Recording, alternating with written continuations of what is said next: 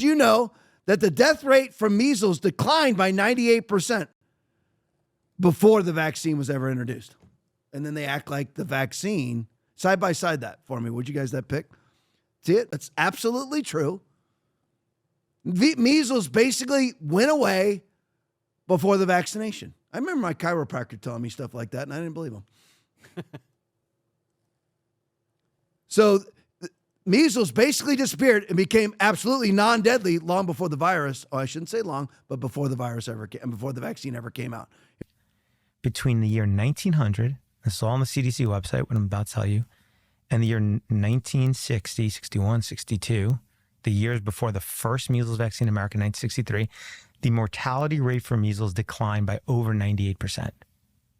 Yes, by over 98%. That is, you can just go pull up the mortality data on the CDC website. It's just data, what I just said. Some people get emotional about it, but it's just data, what I just said. Why would they get emotional? Well, for the reasons we just discussed. You know how many people died in the few years, on average a year before there was the first measles vaccine in 1963, when pockets of this country were still like the developed world? Around 400 Americans a year died.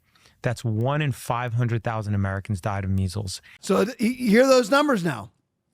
1963, before the vaccine rollout for measles, 400 Americans died. We have a vaccine for that? You have a 1 in 500,000 chance of dying of the measles. You need a vaccine.